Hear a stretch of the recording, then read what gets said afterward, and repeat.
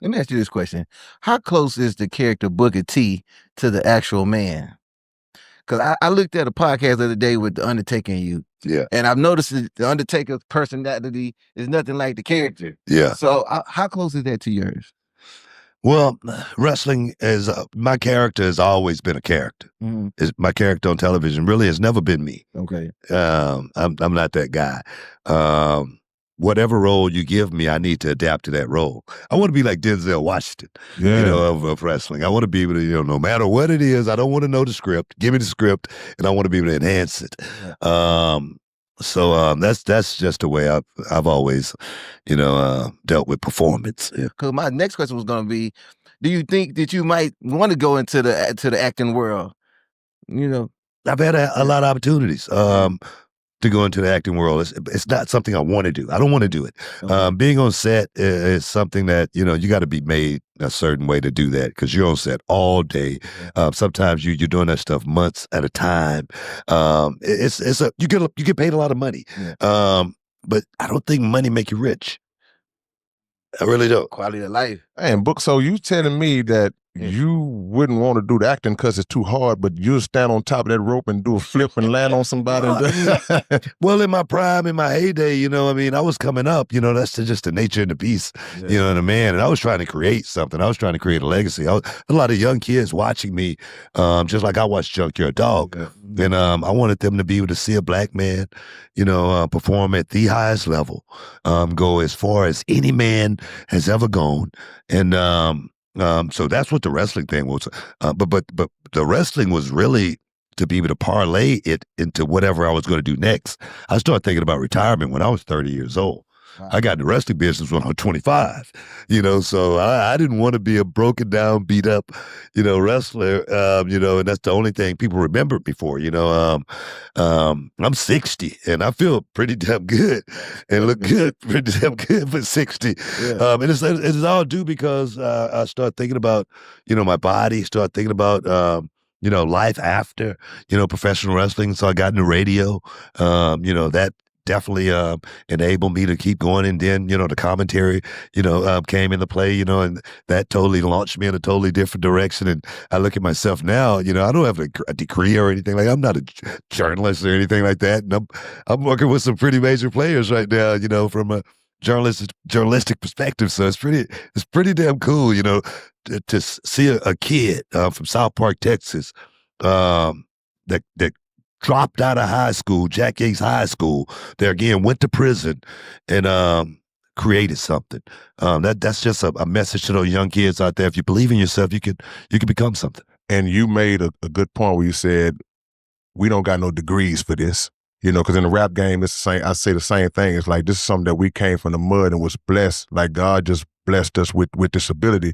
I think a lot of people don't really understand the kind of wear and tear that wrestling puts on the body because of the acrobatics, because of the fact that you lifting up 300-pound guys and bodies, and you be the one getting body slammed and all of that, man. Oh, yeah. So to the kind of condition that you got to be in, speak to that for anybody who might be aspiring.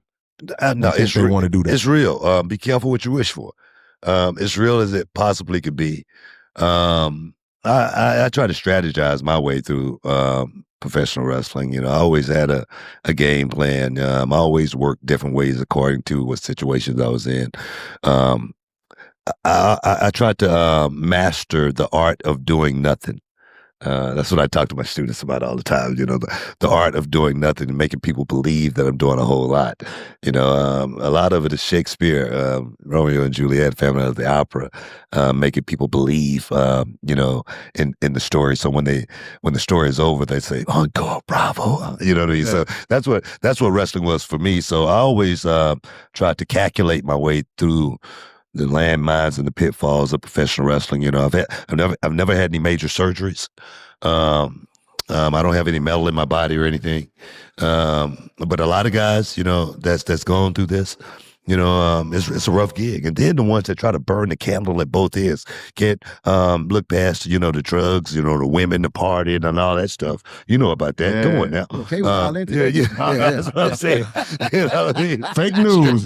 You know what I mean? So, no, I'm serious. So you got to be aware of what's going on. Otherwise, you could fall right into it, man. I mean, I've been in the room, where the cocaine come out, you know what I mean? And you got to know if you want to stay or you want to exit stage left. You know what I mean? Seriously. And for me, let me tell you, I'm going to holler at y'all. Yeah. I see y'all down at the bar. You came up in a time crazy. where there was a lot of wrestlers that had that stigma in wrestling, where it was like a lot of roid rage, steroid abuse, and people dying early. Like, oh man, I saw a lot of my friends die early. That Molotov cocktail, of GHB was a drink that you could take back in the day. I mean, so many guys was taking that, and then this pill called Soma. They was taking that and mixing it. We lost so many great wrestlers. So many great wrestlers due to, the party lifestyle.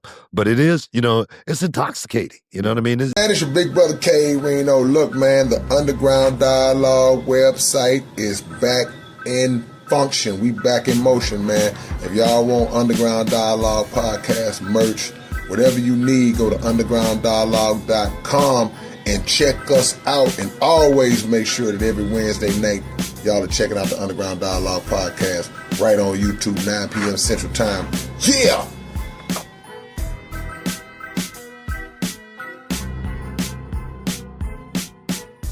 What's up, man? It's your big brother K Reno, and check this out, man. The Underground Dialogue podcast is offering advertising opportunities, man. You can promote your business, you can promote your video, your song, whatever it is that you have, man. Reach out to us if you're interested in promoting on the Underground Dialogue podcast. All you got to do is email us at undergrounddialoguepodcast@gmail.com. Get it. What up, man? It's your big brother, K Reno. I'm proud to announce that I'm a new brand ambassador to this new brand of clothing and shoes called Volage. Y'all make sure that y'all support this. It's already available. Houston-based company, straight out the A. Look at the quality of the packaging itself. We ain't even got to the shoes yet, man. And this is just one pair of shoes, one design. They got all kinds of dope designs of shoes that you guys can choose from. Go to volage.biz and find your order, find what you want.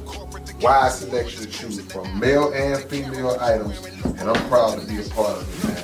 Community workers, versatile products, Volage, manufactured in Italy. Look at the quality of this box, man. Y'all don't know what it is. Catch y'all later on.